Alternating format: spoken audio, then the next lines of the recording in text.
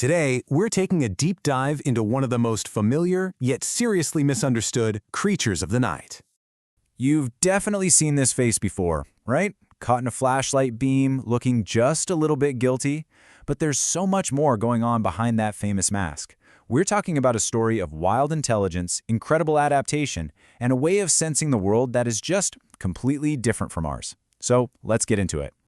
So here's what we're going to cover. First, we'll get properly introduced.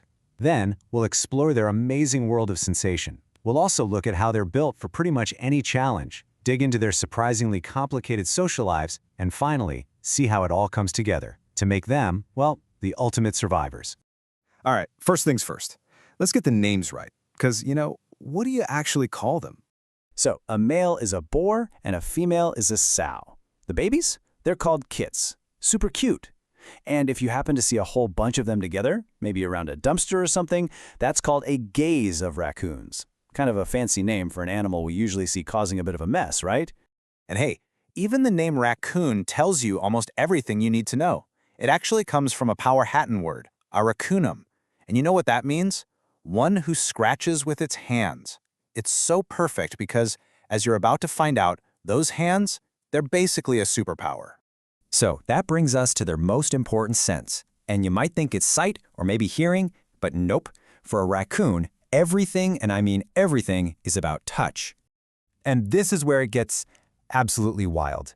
The amount of brain power they dedicate to just this one sense is insane. Get this. 75% of their brain's sensory cortex is all about touch. 75%. To give you some context, that is way more than almost any other animal we've ever studied.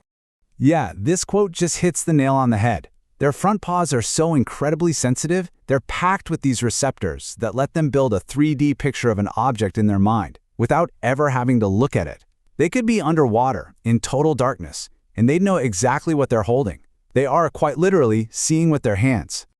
Okay, so what about that iconic mask? It's not just to look cool, I promise. That dark fur, it works just like the black grease athletes put under their eyes. It cuts down on glare, whether it's from the moon or a street lamp, which makes their night vision way better. Plus, it can look pretty intimidating to other animals, and it even helps them read each other's expressions in the dark. And you know that spooky glow you see when you catch a raccoon in your headlights? Well, there's a cool reason for that. It's called the tapetum lucidum.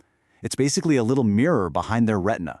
It bounces light back through, giving their eyes a second shot at soaking up every little bit of light available. It's their secret weapon for seeing at night. Okay, so their senses are off the charts. But what about the rest of their body?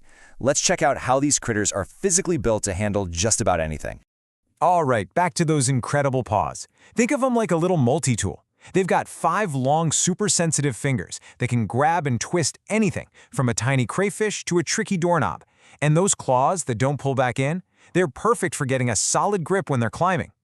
Now this is just an amazing trick. Raccoons can climb down a tree head first. Very few animals can do that. And how do they do it? They can rotate their back feet a full 180 degrees. I mean, completely backwards. This lets them dig their claws in on the way down, making them just as secure going down as they are going up. It's incredible. And we can't forget that classic ringed tail. It's not just for show. It helps them balance when they're way up high in a tree. It acts like a little cushion when they sit down. And maybe most importantly, it's also a place where they store extra fat to help get them through the cold winter months. So a lot of people think of raccoons as being these total loners, right? Well, the truth about their social life is actually a lot more complicated than that. So really, it all comes down to the difference between males and females.